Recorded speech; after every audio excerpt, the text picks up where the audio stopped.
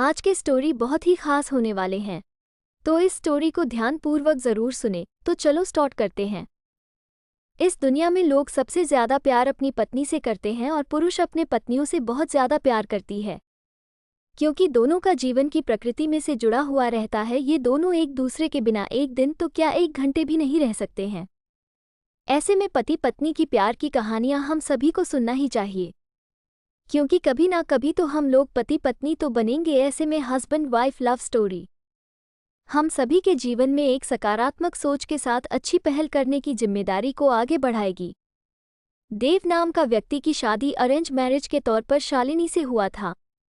दोनों की शादी अरेंज मैरिज होने के कारण वे दोनों एक दूसरे को पहले से नहीं जानते थे।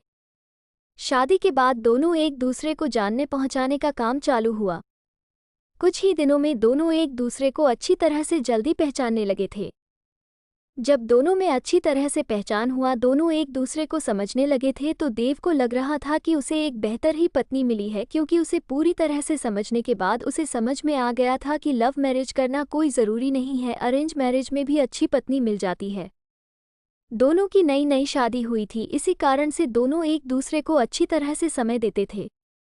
उसके बाद दोनों एक दूसरे के काम में हाथ बटाया करते थे। पति पत्नी दोनों में खूब ज़्यादा प्यार होने लगा था।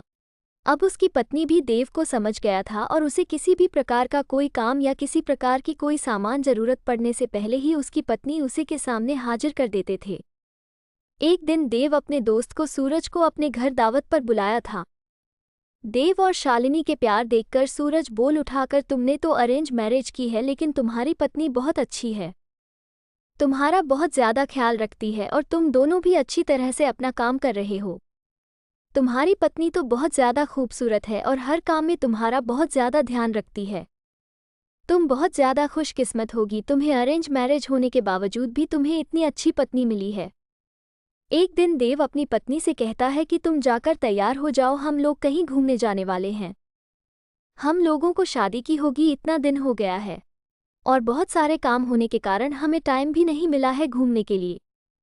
चलो वहाँ आज हम लोग घूमने के लिए कहीं चलते हैं।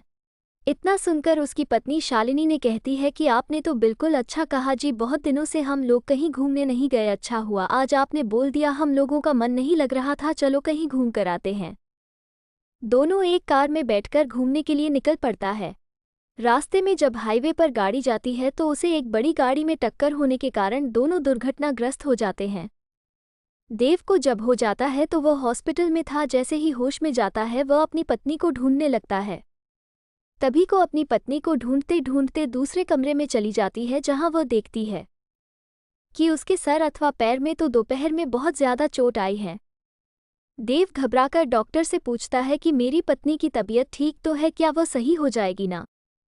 तभी डॉक्टर कहता है कि तुम्हारी पत्नी की पैर की नसों में ज़्यादा खून निकलने के कारण पैर को काटना पड़ा है, वह नहीं चल सकती है। इतना सुनते ही शालिनी की आंखों में आंसू आ जाता है और कहता है कि मैं तो आपके ऊपर अब बोझ बन गया हूँ। उसके बाद देव कहता है कि ऐसा कोई बात नहीं है, इतने दिनों से तुमने मेरा ख्याल रखा था, अब मेरा फर्ज बनता है कि मैं भी तुम्हारा ख्याल रखूंगा। अब दोनों साथ मिलकर अपने घर की तरफ रवाना हुआ। घर जाकर दोनों एक दूसरे के बिना ना रहने की कसम खाई थी।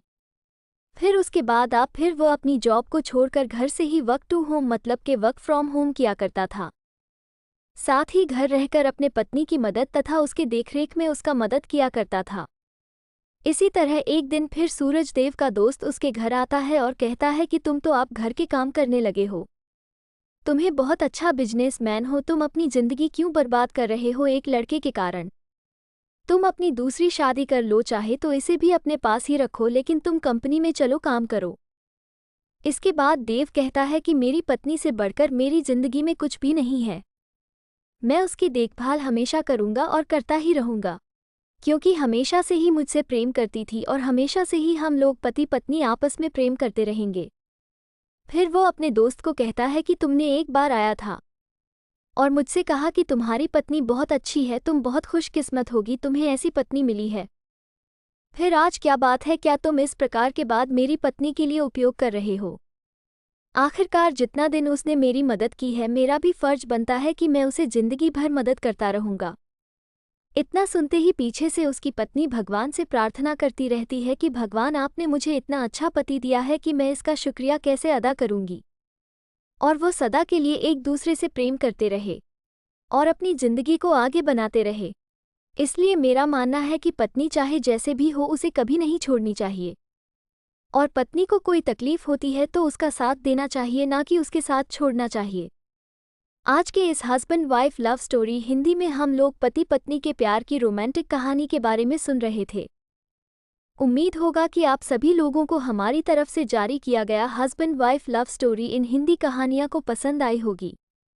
ये स्टोरी आपको कैसा लगा कमेंट में ज़रूर बताना। अगर आपको अच्छा लगा तो मेरे चैनल को लाइक शेयर सब्सक्राइब ज़रूर करें। मिलते हैं नेक्स्ट वीडियो में, तब तक के लिए बाय।